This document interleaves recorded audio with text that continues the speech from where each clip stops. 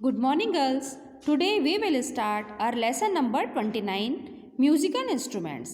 Girls, इस lesson में हम म्यूज़िकल इंस्ट्रूमेंट्स के बारे में पढ़ेंगे। जब हमारे यहाँ पे कोई भी फंक्शन होता है या स्कूल में भी जब हमारे एनुअल फंक्शन होते हैं तो आप लोग डांस देखते हो, तो हमारा जो डांस है वो तब तक अधूरा है जब तक उसमें कोई म्यूज़िकल इंस्ट्रूमेंट या कोई भी वाद्य यंत्र नहीं बजे। तब तक तो आपको न तो डांस करने का मज़ा आएगा और न ही उसको देखने का मज़ा आएगा। तो आज हम अपने इस लेसन में म्यूज़िकल इंस्ट्रूमेंट के बारे में ही पढ़ेंगे। How many of the 12 musical instruments can you unscramble. यहाँ आपको 12 इंस्ट्रूमेंट्स के नाम दे रखे हैं जो कि अनस्क्रैम्बल है, मतलब इनकी जो स्पेलिंग है वो सही सीक्वेंस में नहीं है, आपको इनको फिर से रीअरेंज करके लिखना है। तो इस तरह जो हमारा फर्स्ट वाला इंस्ट्रूमेंट है वो है ट्रम्पेट। जो इसकी स्पेलिंग दे रखी है उसको हमने फिर से रीअरेंज किया तो कौन सा इंस्ट्रूमेंट हुआ, ये ट्रम्पेट। ये जो ट्रम्पेट है ये हमारे किसी भी प्रोग्राम में बजाया जाता है और इसकी आवाज़ बहुत ही अच्छी होती है। सेकंड है हमारा सिम्बल्स, और जो थर्ड है उसका नाम है पियानो।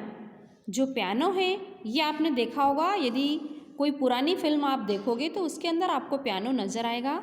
जब हम पियानो बजाते हैं तो इसकी आवाज़ बहुत ही अच्छी होती है। इसके साथ में बहुत से म्यूज़िक जो है सॉन्ग्स हैं उनको प्ले किया जाता है। हमारा नेक्स्ट जो इंस्ट्रूमेंट है उसका नाम है फ्रेंच हार्न। उसके बाद में है वायलिन। वायलिन भी आप लोगों ने देखा होगा और उसको प्ले करते हुए भी आपने देखा होगा। देखो इधर ये जो ऑरेंज कलर की पिक्चर आपको नज़र आ रही है ये है वायलिन की। फिर नेक्स्ट है टूबा। टूबा जो है ये भी एक तरीके का म्यूज़िकल इंस्ट्रूमेंट है। नेक्स्ट है सैक्सोफोन। उसके बाद में फ्लूट या बांसुरी। बांसुरी को आप सभी अच्छे से पहचानते हो। आप सभी ने ऐसी कोई सी भी भगवान कृष्ण की आइडल नहीं देखी होगी जिसके अंदर फ्लूट या बांसुरी नज़र नहीं आए। एक इंस्ट्रूमेंट है हमारा जाइलोफोन और एक होता है हार्प। तो इस तरीके से हमारे लेसन में 12 जो है हमारे म्यूज़िकल इंस्ट्रूमेंट थे। अब हम अपना नेक्स्ट लेसन लेंगे, लेसन नंबर 30। ये लेसन है हमारा useful insect honey bee. Honey bee, इसके नाम से ही हमको समझ में आता है हनी इट मीन्स शहद और बी मतलब मक्खी, यानी एक ऐसे इंसेक्ट के बारे में हम पढ़ेंगे जो कि क्या बनाती है, शहद। ये जो हमारी बी है या मक्खी है ये शहद बनाती है, इसलिए इसका नाम हनी बी है।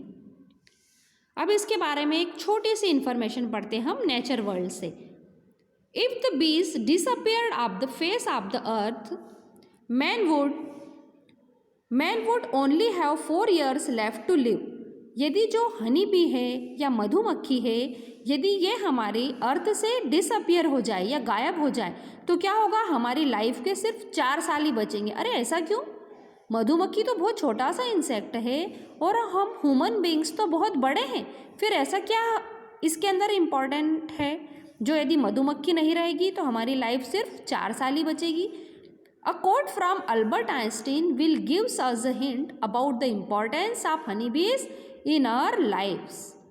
ये जो ऊपर हमने पढ़ा ये स्टेटमेंट किसका है, अल्बर्ट आइंस्टीन का। ये एक साइंटिस्ट है और उन्होंने इस अपने एक कोट से या अपने इस एक सेंटेंस के द्वारा हमको ये बताया है कि जो हनी बी है हमारे लिए इतनी इम्पॉर्टेंट है। अब वो किस तरीके से इम्पॉर्टेंट है वो हम इस लेसन में पढ़ने वाले हैं। तो यहाँ पे कुछ पिक्चर्स भी दे रखे हैं हनी बी के, जिनको आप देखिए, मैं आपको बताती हूँ। देखो ये है आपकी honey bee. 1 out of every 3 bites of food we eat is a result of pollinators like honeybees, and crops like butterflies and cherries are 90% depend on pollination। हमारे कुछ इंसेक्ट हैं जैसे कि हनी बी, ये जो होती है इसका काम क्या करती है, ये पोलिनेशन में मदद करती है। पोलिनेशन एक ऐसी प्रोसेस होती है जिसके अंदर जो बी होती है वो हमारी जो प्लांट है उनके पोलन ग्रेन्स को एक फ्लावर से दूसरे फ्लावर तक ले जाने का काम करती है। तो दूसरी ओर हमारी कुछ क्रॉप जैसे कि ब्लूबेरी, चेरी, ये ऐसी है जो पूरी तरीके से पोलिनेशन के ऊपर डिपेंड है। यदि पोलिनेशन की प्रोसेस नहीं होगी तो हमारी ये जो फसलें हैं ये पूरी तरीके से ख़त्म हो जाएगी। किसकी? ब्लूबेरी की और चेरीज़ की। ब्लूबेरी और चेरी दोनों ही बहुत ही अच्छे टेस्टी फ्रूट्स होते हैं और बहुत ही हेल्दी होते हैं। अब यदि इनमें पोलिनेशन की प्रोसेस नहीं होगी तो फ्रूट नहीं बनेगा, और यदि फ्रूट नहीं बनेगा तो क्या होगा? हमको इसके सीड नहीं मिलेंगे, और यदि हमारे पास में सीड नहीं होंगे तो फिर हम नेक्स्ट टाइम फ्रूट्स कैसे लगाएंगे? तो अब आया आपको समझ में कि हनी बी हमारे लिए क्यों इम्पॉर्टेंट है। Honey bees are so important that farmers often have bee hives transported and then placed on their farm to provide pollination for their crops. और इसीलिए हनी बी जो है ये हमारे लिए बहुत ज़्यादा इम्पॉर्टेंट है, और जो हमारे फार्मर्स हैं उनको प्रोवाइड की जाती है हनी बी, ताकि उनकी जो क्रॉप्स हैं, फसलें हैं, उनमें पोलिनेशन की प्रोसेस हो सके। Bees and other pollinating insect play an essential role in the ecosystem. जैसे हमारी मधुमक्खी है उसी के तरीके के दूसरे इंसेक्ट जैसे कि बटरफ्लाई और कुछ और इंसेक्ट भी हैं जो कि पोलिनेशन की प्रोसेस में एक महत्वपूर्ण भूमिका निभाते हैं। A world without pollinators would brings damage to the food production. यदि इस तरीके के पोलिनेटर्स या ये इंसेक्ट नहीं होंगे तो पोलिनेशन की प्रोसेस नहीं होगी, और जो हमारा फूड प्रोडक्शन है वो प्रोसेस ही हमारी पूरी तरीके से डैमेज हो जाएगी, नष्ट हो जाएगी। Bee keepers around the world have reported the decline in the honey bee colonies. जितने भी बी कीपर्स हैं, ऐसे लोग जो कि मधुमक्खी पालते हैं, वो इस बारे में बताते हैं कि जो हमारी हनी बी की कॉलोनीज़ है वो धीरे धीरे कम होती जा रही है। The main reason for this reduction in the directly link to the harmful pesticides used in agriculture and the climatic changes.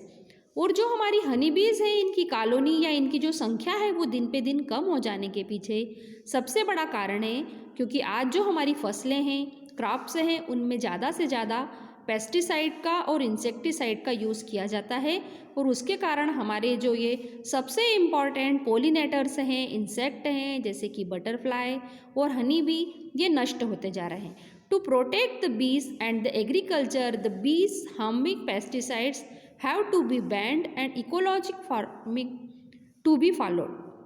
यदि हम अपनी मधुमक्खी को यानी शहद वाली मक्खियों को चाहते हैं कि वो हमको बाद में भी मिले और हमको हमेशा शहद मिलता रहे, और भी दूसरी फसलें जैसे कि चेरी और ब्लूबेरीज मिलती रहे, तो इसके लिए ज़रूरी है कि हम उन सभी पेस्टिसाइड को बैन कर दें, उनके ऊपर प्रतिबंध लगा दें जो कि हमारी इस इकोलॉजी को नष्ट कर रहे हैं। Everyone should go for pesticide free organic food. और हमको अब किस ओर जाना चाहिए? पेस्टिसाइड फ्री या ऑर्गेनिक फूड जो है उसकी ओर हमको जाना चाहिए। So girls, our lesson is completed. Bye girls.